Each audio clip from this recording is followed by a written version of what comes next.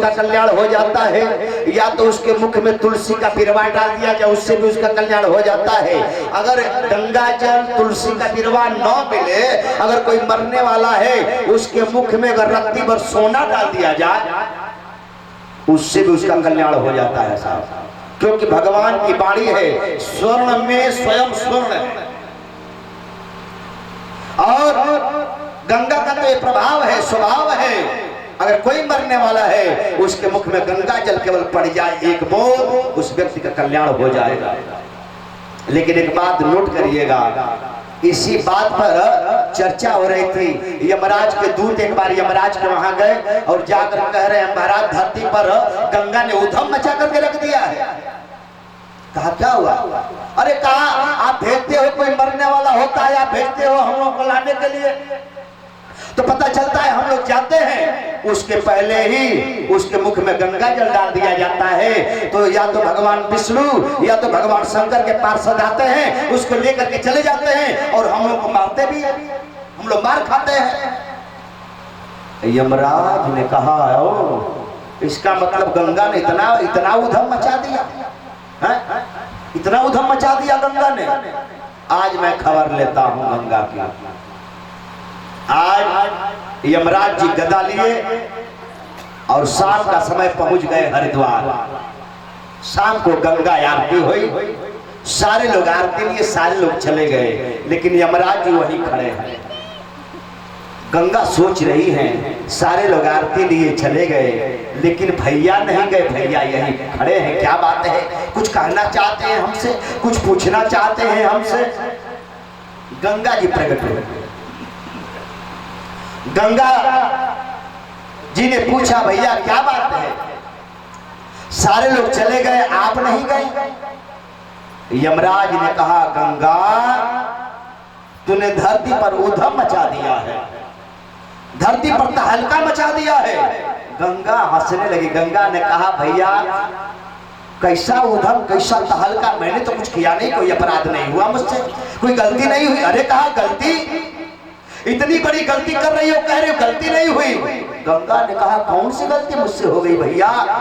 यमराज उलाहना दे रहे हैं, हे गंगा अगर कोई मरने वाला व्यक्ति होता है, मैं अपने दूतों को भेजता हूं लाने के लिए, तब तक पता चलता है उसके मुख में गंगा जल डाल दिया जाता है, तो उसके पार्थिव शरीर लेकर के या तो विष्णु के पार्षद चले जाते हैं या तो भगवान शंकर के पार्षद चले जाते हैं और हमारे दूतों को मारते भी हैं।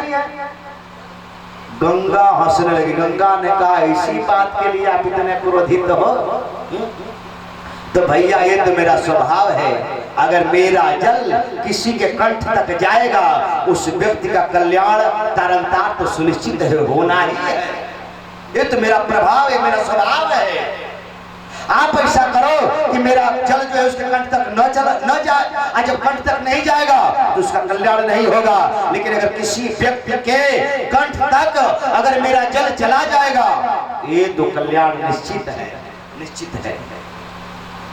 आज उलाहना दे रहे हैं। देखिए दुलार प्यार कितना मन में है यमराज के बहन के प्रति, लेकिन आज यमराज जी उलाहना दे रहे हैं गंगा को। ये गंगा कहा कि तारन की तुहे बान परे।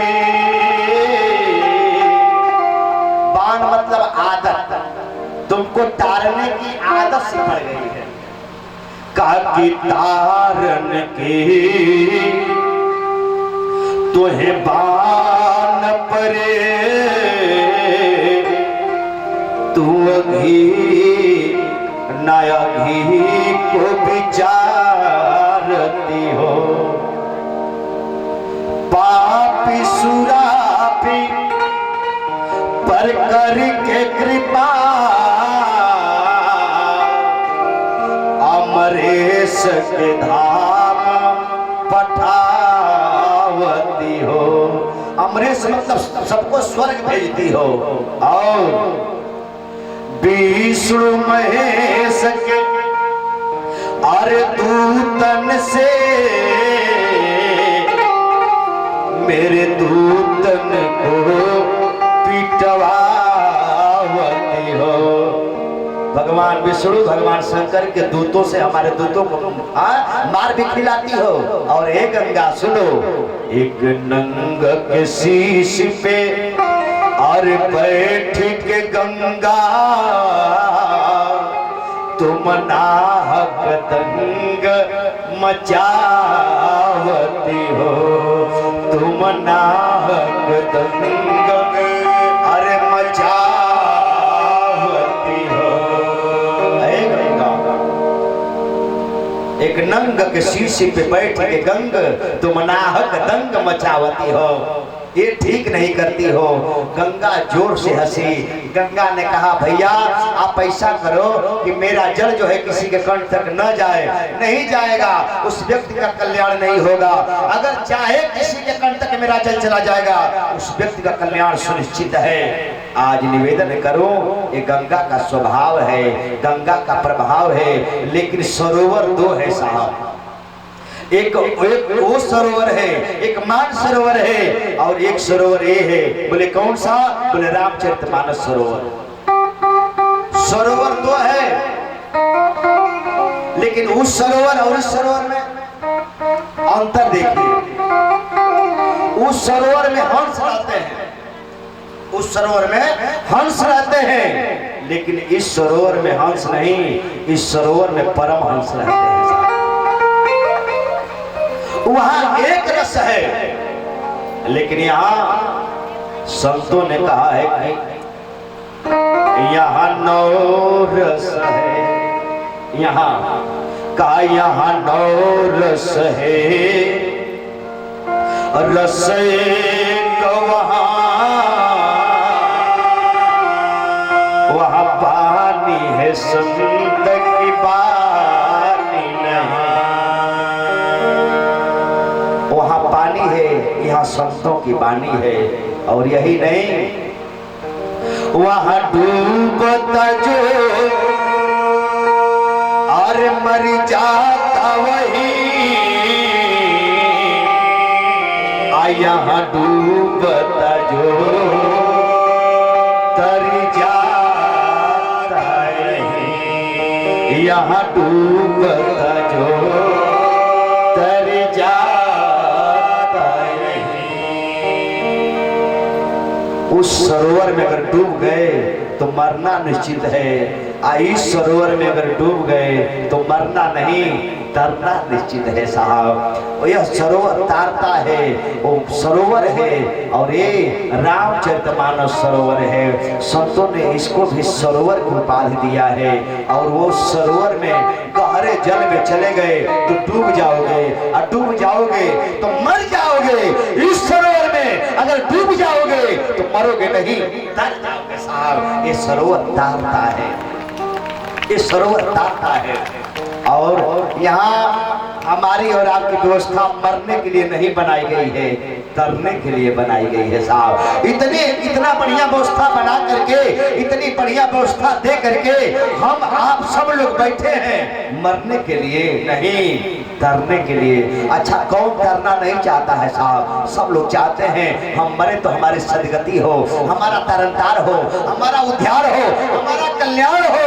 वो ये नहीं चाहता है कि हम मर जाए तो हम नरक में जाए। अच्छा, एक बात बताइए, इतने लोग हो, मरने के लिए प्रतिदिन लोग मरते हैं, कोई, लेकिन मरना तो सुनिश्चित है। कोई आज मरेगा, कोई कल मरेगा, कोई परसों मरेगा, लेकिन मरना है। लेकिन मरने के बाद कोई मर जाता है तो शोक पत्र पे, शोक संदेश पर एक चीज लिखा जाता है, जानते हैं क्या?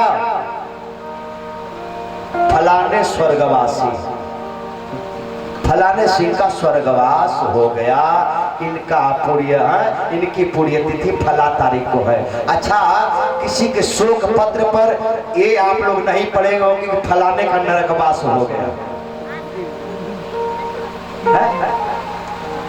केवल सबके शोक संदेश पर, शोक पत्र पर केवल एक चीज लिखा जाता है, फलाने सिंह का स्वर्गवास हो गया। अच्छा, ये बताओ, मरने के लिए लोग मरते सब तो स्वर्ग में जाते हैं, नरकों में तो जाते होंगे भाई। जैसा कर्म रहेगा, बाबा ये मैं नहीं कहता, बाबा कहते हैं, गोस्वामी जी कहते हैं, कर्म प्रधान विश्व करिरा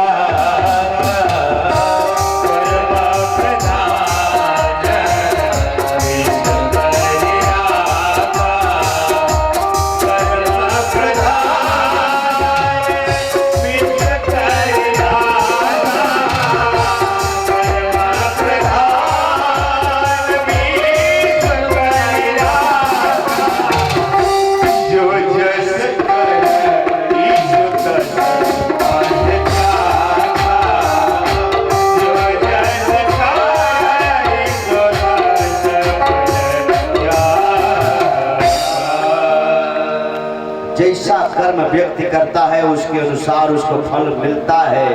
मरने के लिए लोग रोज मरते हैं, लेकिन नरक में भी जाते हैं, लेकिन कोई ये नहीं कहता कि फलाने का नरकवास हो गया। सब लोग यही कहते हैं कि फलाने का स्वर्गवास हो गया। लेकिन एक बात बताइए, स्वर्ग और नरक हम कैसे डिसाइड कर सकते हैं कि फलाने का स्वर्गवास हुआ है, फलाने का नरकवास हुआ है? हमारे पास कॉपी जांचने का लाइसेंस मिल गया है साहब, क्या हम जांच सकते हैं कॉपी? लेकिन हमारे गुरुदेव कहते हैं आप खुद परीक्षार्थी भी हो और खुद एग्जामिनर भी हो, आप दोनों हो। आपको परमात्मा ने पूर्ण बना करके भेजा है साहब, पूर्ण बना करके भेजा। आप पूर्ण नहीं हो, आप पूर्ण हो। आप स्वतः परीक्षार्थी भी हो, एग्जामिनर भी हो, अपनी कॉपी आप खुद जांच सकते हो। लेकिन जब जांचने की आंख मिली रहेगी तब न जांचोगे। हमको जब वो आंख मिली रहेगी तब हम जांचेंगे कि हमारा ये प्रश्न गलत है कि सही है। और जब तक जीवन में सदगुरु नहीं आएगा तब तक साहब हम जांच नहीं पाएंगे अपनी कॉपी। हमने एक गलत प्रश्न किया है कि सही प्रश्न किया है, उत्तर आंसर सही है कि गलत है। इसलिए जीवन में सदगुरु होना चाहिए साहब। आज निवेदन करो, कर्म के हिसाब से व्यक्ति को फल मिलता है।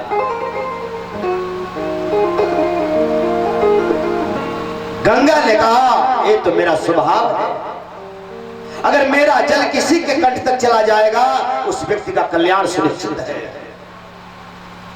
मैया पार्वती ने गंगा से कहा, गंगा तो इतना मत घमंड करो, इतना मत उतराओ। आज यह पार्वती संकल्प लेती है और बाहर पार्वती